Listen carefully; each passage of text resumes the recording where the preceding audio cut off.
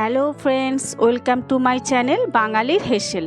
আজকে আমি রান্না করব চিকেন ডাক বাংলো। রোজ রোজ একই রকম চিকেন খেতে খেতে মুখ কিন্তু পচে যায়, ভালো লাগে না সব সময় একরকম চিকেন কষা বা মুরগির ঝোল। তো একটু অন্যরকম খেতে চাইলে চিকেন ডাক বাংলোটা আপনারা বাড়িতে অবশ্যই কিন্তু ট্রাই করতে পারেন। আমি খুব অল্প উপকরণে, ঘরোয়া উপকরণে চিকেন ডাক বাংলোটি তৈরি করে দেখাচ্ছি। তো সঙ্গে থাকুন, দেখতে থাকুন আমার পুরো ভিডিওটি। চিকেন ডাক বাংলো তৈরি করার জন্য একটু বেশি করে রসুন নিতে হবে, আর একটু আদা রসুনটা একটু বেশি করে নিতে হবে, যেহেতু দুবার ইউজ হবে ওই কারণে একটু বেশি নিতে হবে। এটা আমি পেস্ট করে নেব। এবার মাংস ম্যারিনেট করার পালা। এবার এখানে আমি 500 চিকেন নিয়েছি। অল্প করে একটু হলুদ দিয়ে দিচ্ছি। আমি 500 মাংসের পরিমাণে সব মশলা ইউজ করছি। আপনাদের যদি 1 কিলো মাংস হয় তাহলে আর একটু বেশি বেশি করে মশলা ইউজ করবেন। এখানে আমি কাশ্মীরি লঙ্কার গুঁড়ো দিচ্ছি,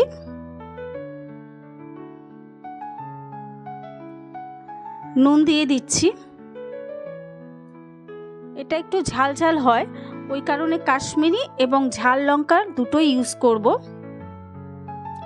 এখানে আদা ও রসুন বাটা যেটা আমি পেস্ট করেছিলাম সেটা একটু বেশি করে দিয়ে দিচ্ছি। আদা রসুন বাটাটা একটু বেশি লাগে।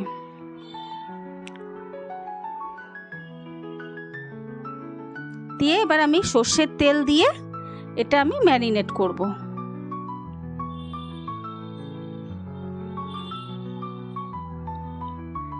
এবার 3 চামচ মতন আমি টক দই এখানে দিয়ে দিচ্ছি।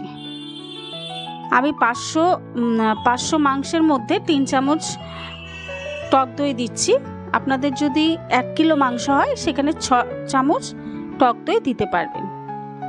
দিয়ে এবার ভালো করে হাত দিয়ে খুব ভালো করে ম্যারিনেট করে 1 ঘন্টা ঢাকনা দিয়ে ঢেকে ফ্রিজে রেখে দিতে হবে।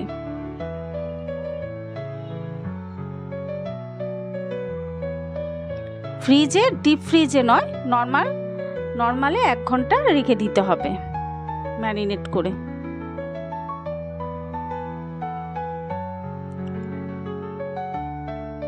খুব ভালো করে ম্যারিনেট হয়ে গেছে।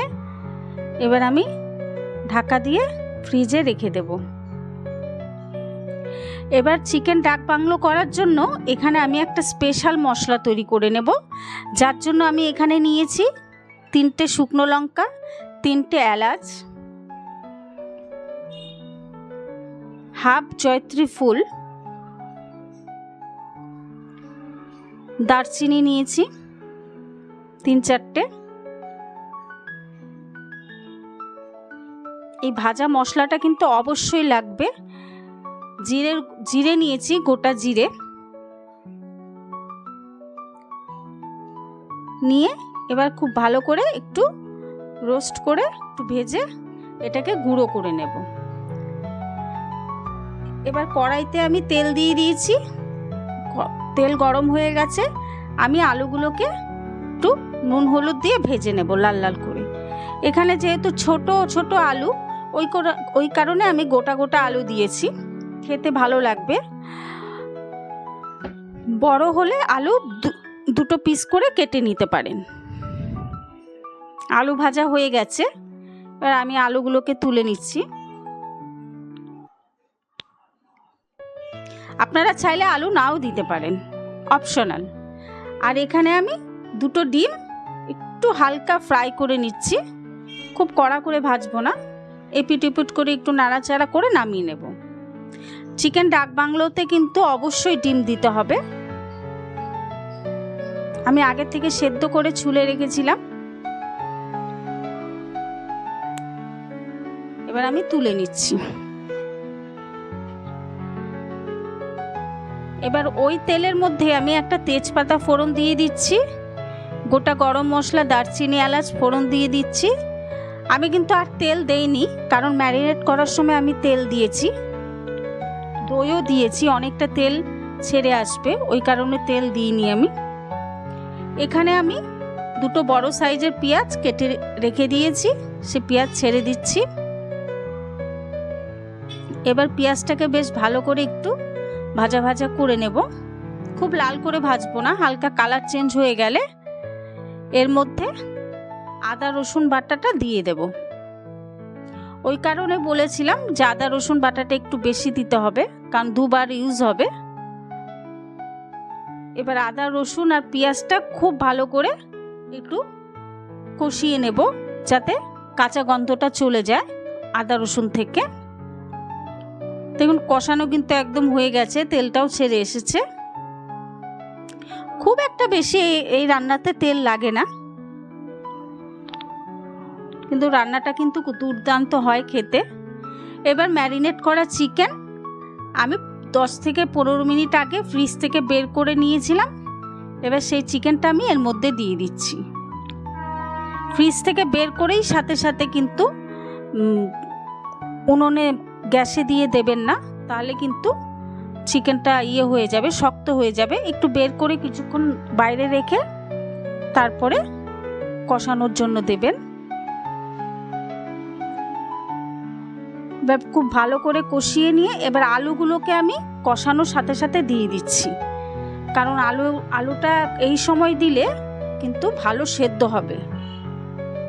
এর থেকে পরে দিলে কিন্তু আলুর ভেতরটা একদম শক্ত থাকবে। এবার আলু দিয়ে মাংস দিয়ে আমি খুব ভালো করে কষিয়ে নেব। এবার একটু আমি ঝাল লঙ্কার গুঁড়ো দিয়ে দিচ্ছি। বলেছিলাম এই মাংসটা একটু ঝাল ঝাল হয় খেতে, ওই কারণে আমি এখানে একটু লাল লাল লঙ্কার গুঁড়ো দিয়ে দিলাম। এবার কিচ্ছু না, এবার শুধু কষাতে হবে, খুব ভালো করে কষাতে হবে। এবার যে ভাজা মশলাটা করে রেখেছিলাম, যেটা ডাক বাংলো একদম স্পেশাল মশলা, সেই মশলাটা আমি এখানে দিয়ে দিচ্ছি পরিমাণ মতন।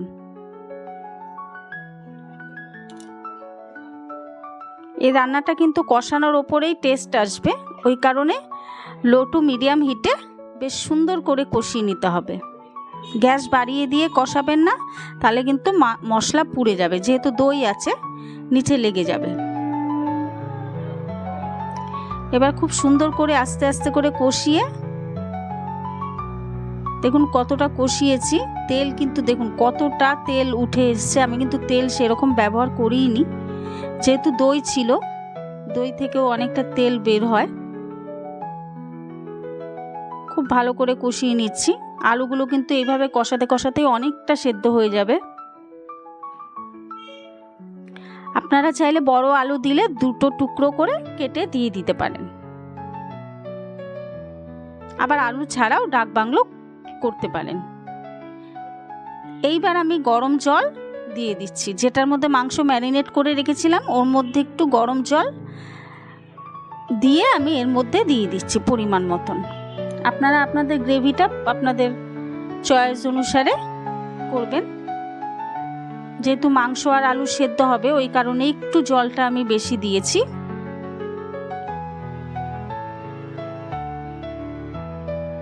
এবার নুন দিয়ে দিচ্ছি পরিমাণ মতন। ম্যারিনেট করার সময় নুন দিয়েছিলাম, ওই কারণে সেই পরিমাণ মতন আমি এখন একটু নুন দিয়ে দিলাম। দিয়ে ঝোলটা বেশ ভালো করে একটু ফুটিয়ে নেব।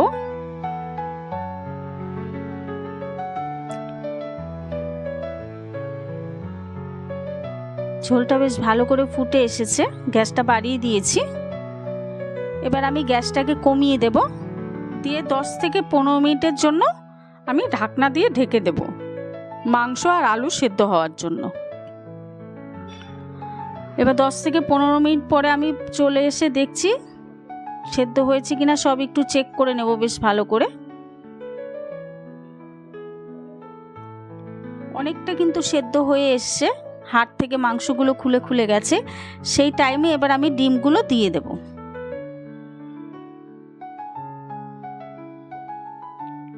এবার আমি ডিমগুলো দিয়ে দিচ্ছি। এবার আমি 5 মিনিটের জন্য আবার ঢেকে দেব। 5 মিনিট পর ঢাকনা খুললে দেখুন একদম পুরো একদম মাংস কিন্তু দেখুন হাড় থেকে কিন্তু খুলে খুলে এসছে, তার মানে মাংস একদম সেদ্ধ হয়ে গেছে। চিকেন তো বেশিক্ষণ সেদ্ধ হতে টাইম লাগে না, তাছাড়া এক ঘন্টা ম্যারিনেট করা ছিল দই দিয়ে। এর মধ্যে আমি 3টে চেরা কাঁচা লঙ্কা দিয়ে দিলাম। চেরা কাঁচা লঙ্কার একটা ফ্লেভার আসে সুন্দর। এবার একটু গ্রেভিটাকে ফুটিয়ে নেব ভালো করে, একটু গামাখা করে নেব। নিয়ে আমার কিন্তু রান্না কিন্তু প্রায় একদম কমপ্লিটের মুখে। নামানোর আগে একটু গরম মশলা দিয়ে দেব।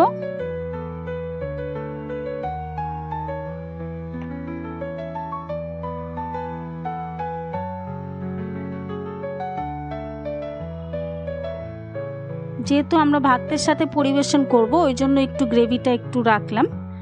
আপনারা যদি রুটি পরোটার সাথে পরিবেশন করেন তাহলে গ্রেভিটা আরেকটু শুকিয়ে নিতে পারেন। আর আমি একটু নামানোর আগে ঘি দিয়ে দিচ্ছি। ঘিটা কিন্তু দিতেই হবে, একটা ফ্লেভার আসে সুন্দর।